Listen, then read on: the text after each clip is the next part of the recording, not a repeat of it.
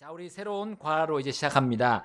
224페이지, 224페이지, 이제 J로 넘어갑니다. 판단하기와 분별하기. 예, 판단하기와 분별하기입니다. 자, 우리 첫 번째 단락, 이문영 부장님께서 먼저 한번 읽어주세요. 성경 신자들이, 거기부터요. 성경 신자들이 성경 말씀 중에서 가장 많이 듣게 되는 문장은 아마도 판단하지 말라 라는 말씀일 것입니다. 우리가 어떤 잘못에 대한 성경적인 입지를 세울 때마다 어느 누군가가 일어나서 다음과 같은 말들로 우리를 질타할 것입니다. 우리가 판단할 문제가 아니에요. 우리는 판단할 권리가 없어요. 특별히 도덕과 부도덕에 관한 문제에 관하여 더 그렇습니다. 그들은 추가적으로 너희 가운데 죄 없는 자가 먼저 그녀에게 돌을 던지라 라고 말하는데 문맥적인 사용이 아니며 이 구절은 종종 잘못 인용됩니다. 우리는 사랑이 없다 라는 말로 질책을 받습니다. 우리의 의견은 우리 자신에게만 적용하라는 말을 듣습니다. 네, 우리 성경의 말씀에 그렇게 되어 있습니다. 판단하지 말라는 말씀이 있습니다. 근데 이것이 이것을 가지고 너희가 사랑하고 또 이렇게 연관을 시킵니다. 그러나 꼭 그렇다는 것은 아닙니다. 그렇지 않습니다. 자, 그 두 번째 단락부터 해서 끝까지 우리 조희선 자매님 또 한번 읽어주세요. 판단하는 것이 올바른 일입니까? 그렇다면 언제 판단해야 옳은 것입니까? 라는 질문들은 여전히 많은 신자들을 괴롭혀왔습니다. 그들 중에 많은 사람들은 말을 해야 할 의무가 있음에도 침묵을 지키라고 위협을 당했습니다. 판단하기와 분별하기라는 주제는 균형에 관한 주제입니다. 하나님의 말씀 안에 있는 대부분의 가르침들과 마찬가지로 양쪽으로는 극단적인 해석들이 있으며 진리는 거룩한 성경의 기록의 중심에 있습니다. 항상 그렇듯이 문맥이 중요합니다.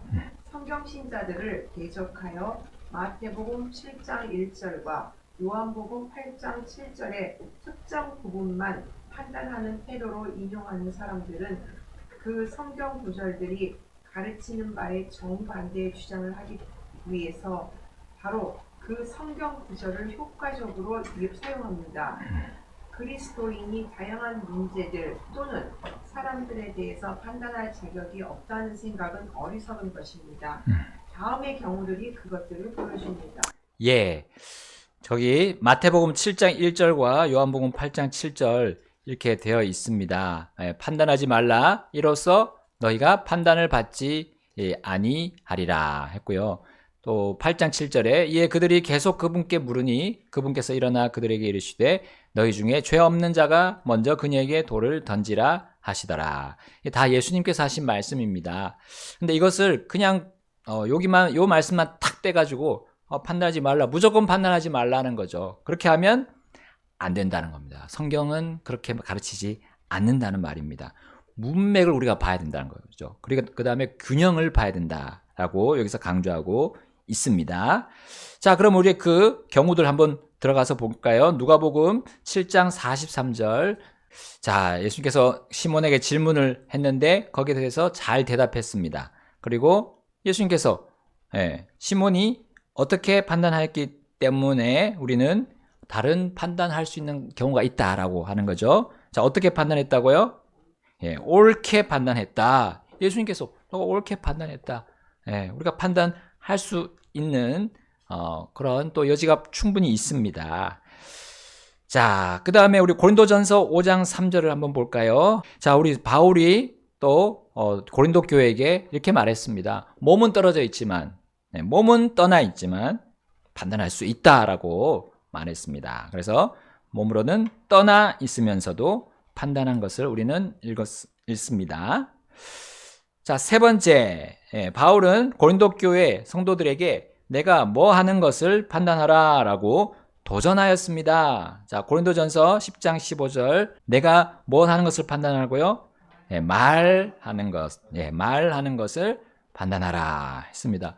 그러니까 너희가 한번 내가 말하고 있는 이 말들을 한번 점검하고 판단해 할 수 있다. 너희들이 그 권리가 있다라고 말하는 거죠.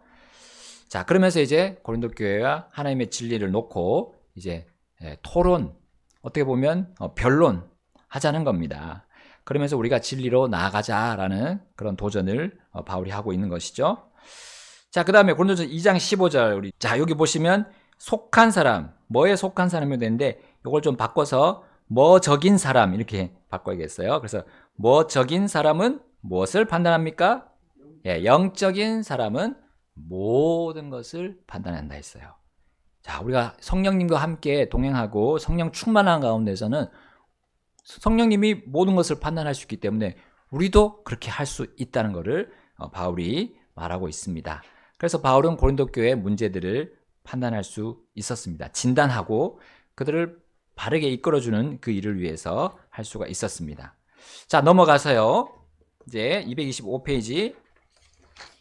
자, 판단하는 것이 옳은 일인지 아닌지 결정하는 것은 그렇게 힘든 일이 아닙니다. 우리는 무엇을 판단해야 하는가? 그리고 우리는 어떻게 판단해야 하는가?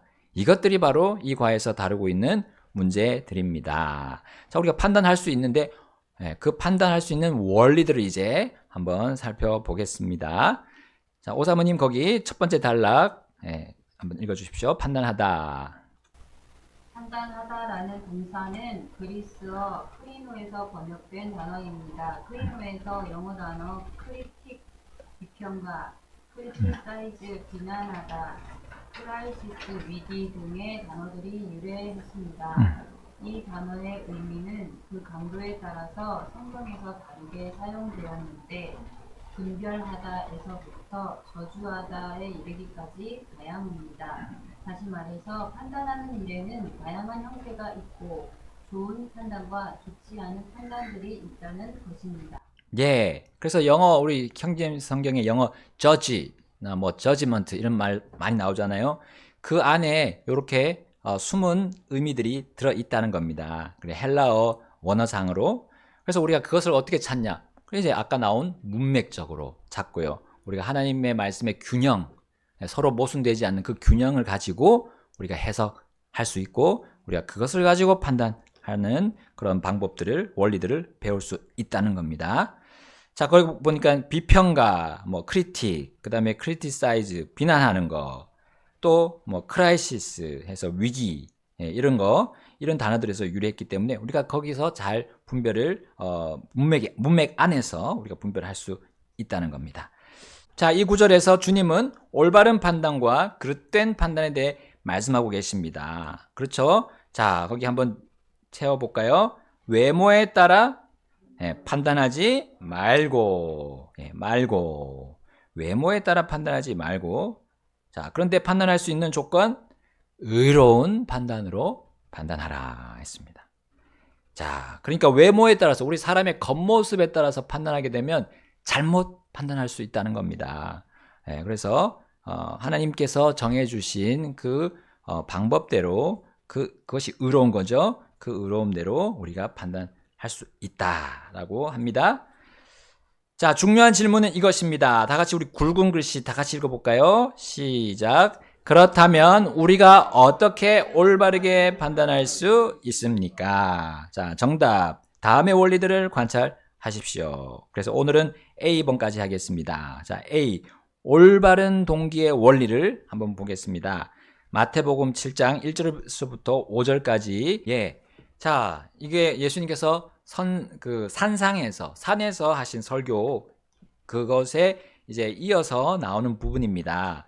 그래서 산상 설교, 우리 마태복음 5장에서 7장 말씀이 특별히 이제 그리스도, 우리 예수님의 제자들에게 주셨던 말씀이었어요. 그래서 이렇게 제자들에게 주시고 또 그것이 이제 7장에 와서, 마태복음 7장에 와서 또 제자들에게 주어졌다 할지라도 우리가 봐야 될 게 그 첫 번째가 이 특정 구절들의 문맥이 자, 예수님께서 어떤 사람에게 지금 하고 있는지 우리가 봐야 될 부분이 있다는 겁니다. 자, 5절 말씀이 그겁니다.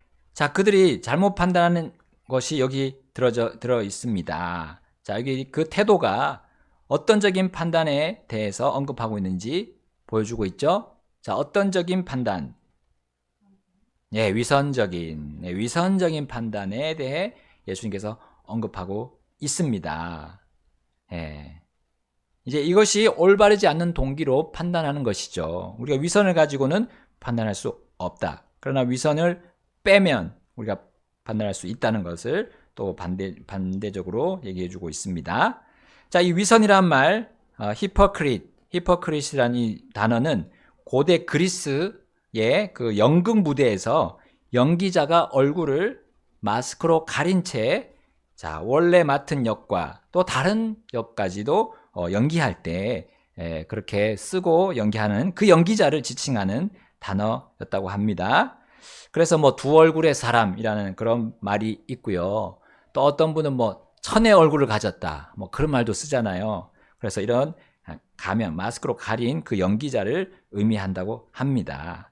마음은 그렇지 않지만 그렇게 겉으로 이렇게 저렇게 바꿀 수 있는 그런 것을 우리 위선이라고 이제 말하게 되었습니다. 자, 이와 같은 방식으로 다른 사람들을 판단하는 것은 오직 자신을 어떻게 하는 것이다. 이게 로마서 말씀에 우리 나오고 있는데요. 여기 보니까요, 다른 사람들을 판단하는 것은 오직 자신을 어떻게 하는 것이다고요? 정죄하는 것이다. 이런 위선을 가지고 판단하게 되면 자신을 정죄하는 겁니다. 다른 사람의 죄를 밝히는 것이 아니라 자신의 죄를 드러내는 것이다. 라고 바울이 로마서에서 말씀했습니다. 자, 2번. 자, 여기에서 제시된 대조는 무엇과 무엇 사이의 대조입니다. 했어요. 자, 마태복음 7장 3절로 다시 돌아가서, 자, 여기 대조된 게 두 개 있죠? 자, 톱밥의 작은 입자라고 했는데, 뭐, 톱밥도 되겠지만, 들보입니다. 답이 지금 제가 어디 날아갔는데, 티와 들보 맞습니다. 티와 들보의 대조를 통해서 우리가 여기서 하나님께서 우리가 판단하는 것을 어떻게 해야 되는지를 보여주고 있습니다. 자, 여기 본문 거기 2번 밑에 단락에 제가 읽겠습니다. 여기에서 우리 주님께서 언급하시는 판단은 트집을 잡는, 부정적인, 혹평하는, 잘못만 끄집어내는 판단입니다. 자, 이것은 사람들의 감정을 고려하지 않는 비난입니다. 무엇이 사실인지는 무시하면서 모든 잘못된 것들을 지적하는 것입니다. 이 판단은 우월의식과 거만한 태도로 특정 지어집니다.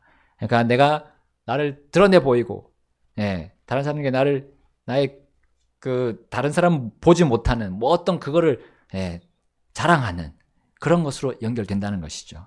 이런 판단은 하나님께서 금하셨다. 너의 들보나 먼저 찾아라 라고 하나님께서 말씀하시는 거죠. 자, 사무엘기하 12장 1절에서 7절에 이제 다윗 왕은 간음과 살인이라는 자신의 죄를 은폐하는 일을 했습니다. 근데 그것을 이제 하나님께서 드러내셨죠. 나단 예언자한테 예언자를 보내서 그가 잘못하고 있는 것, 정말 큰 죄를 범했다는 것을 드러내 줍니다. 이것이 사무엘기하 12장 1절에서 7절에 있는데요. 자, 그걸 드러낼 때 어떻게 드러내냐? 하나의 비유를 들었어요. 여기 한 도시에 두 사람이 있었는데, 자, 그 한 사람은 부유하고 다른 한 사람은 가난했다. 근데 그 부유한 자는 양떼와 소떼가 심이 많았고, 그 가난한 자는 아무것도 없어서 어린 암양 한 마리뿐이었다. 근데 그 어린 암양은 그의 자녀들과 함께 있어 같이 자랐는데, 그리고 그가 같이 먹고 또 잔도 같이 마시고 그들의 품에 또 누웠기 때문에 마치 딸과 같았다. 그런데 이제 그 어떤 여행자가 그 부자에게 왔는데, 이제 부자가 그것을 이제 차리려는 데인데 자기 있는 걸 주려니까 아까워서 그 가난한 사람의 어린 양을, 그 정말 가족 같은 어린 양을 빼앗아 가지고 그것을 차렸다 했어요. 자, 그때 5절 보니까 다윗이 어떻게 됐습니까? 분노가 타올라서 나단에게 말했어요. 주께서 살아계심을 두고 말하노니 이 일을 행한 사람은 반드시 죽을지니라 라고 판단했습니다. 자, 그러면서 이제 그가 그 어린 양을 4배나 갚아줘야 된다 하면서 그가 그 가난한 자를 불쌍히 여기지도 않았다. 자, 근데 7절 말씀 뭡니까? 나단이 다윗에게 이르되 왕이 그 사람입니다 한 거예요. 그때 주 이스라엘의 하나님이 내가 내게 기름을 부어 이스라엘 위에 왕으로 삼았는데 너를 사울의 손에서 건져내었는데 너가 이럴 수 있느냐 라고 하나님께서 심판을 내리셨습니다. 자, 그때 그 부유한 도둑, 그 부자 도둑을 향해서 바울이 무엇을 보였습니까? 여기 질문에 나왔네요. 그 부유한 도둑을 향해 큰 분노와 분개를 드러냈습니다. 자, 그래서 이 분노에 차가지고 우리가 판단할 때 잘못된 판단 가질 수 있고요. 그것은 의로운 판단이 아닙니다. 올바른 판단으로 갈 수 없다는 겁니다. 자, 결론. 3번 결론은 그리고 명령은 하나님이 주시는 판단에 대한 명령은 이러한 잘못된 태도나 동기로 판단하지 말라는 것이죠. 그러니까 마태복음 7장 1절에 나온 것이 이러한 동기가 다 숨어 있습니다. 다른 말씀들에서 우리가 보게 되면 이 판단하지 말라는 말이 무조건 판단하지 말라는 것이 아니라 이러한 잘못된 동기로서는 너희가 판단하지 말라. 그 판단으로 너희가 오히려 판단을 받을 것이다 라고 말씀하고 계십니다. 자, 우리 또 한 가지 예가 사도행전에 나오는데요. 사도행전 18장 24절부터 26절. 여기 아볼로라는 사람이 있는데 성경 기록에 능통한 사람이었습니다. 말도 유창했고요. 그런데 여기 아굴라와 브리스길라는 바울과 아주 긴밀한 교제를 해왔고 또 하나님의 말씀에 대해서 잘 배워왔던 사람입니다. 아볼로에게 잘 알지만 또 하나님의 길을 완전하게 또 설명해 주었어요. 근데 이렇게 하면서 만약에 이런 잘못된 동기로 그 아볼로를 비난하거나 판단했다면 너가 가지고 있는 그 지식이 잘못됐어 하고 처음부터 아주 강하게 비난하면서 판단했다면 자, 여기 질문이 있죠. 아볼로에게 어떤 일이 일어났을까요? 자, 여러분이 한번 생각해보고 말씀해 주세요. 근데 결과적으로는 아볼로가 아주 잘 됐습니다. 하나님의 말씀을 가지고 이제 또 다른 사람들에게 잘 전파를 했습니다. 그러나 만약에 이 브리스길라와 아굴라와 브리스길라가 잘 설명해 주지 못했다면 또 판단했다면 아볼로에게 어떤 일이 일어났을까요?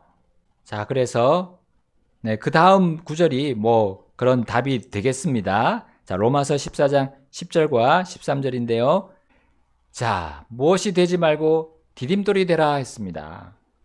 걸림돌이 되지 말고 디딤돌이 되라.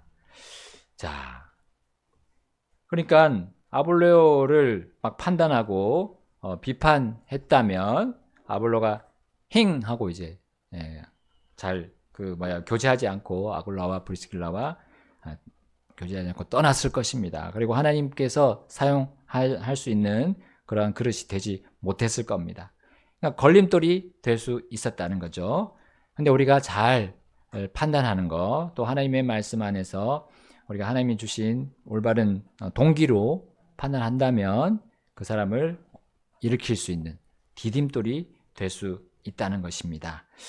자, 우리 산길에 가다가 돌뿌리라고 하죠. 돌뿌리. 이게 우리의 걸림돌이 될 수 있습니다. 이거 한번 걸리면 큰일 납니다. 발가락이 걸리든가 아니면 위를 또 밟으면 어떻게 됩니까? 접지르죠. 그러면 이제 이 산을 내려오는데 큰일 나고요. 산을 올라갈 때 올라갈 수 없는 발이 됩니다. 자, 우리의 인생에 또 주님과 함께 동행하는 길에 이 판단하는 게 너무나 중요하다는 것입니다. 판단을 잘못하면 걸림돌이 될 것이고 다른 사람들에게 또 잘하면 다른 사람들을 밀어주고 하나님 앞으로 더 세워주는 그 디딤돌이 될 것입니다. 자, 오늘 여기까지 하겠습니다. 다음 주일에는 원리에 의한 판단 두 번째 척도와 측량의 원리로 가보겠습니다.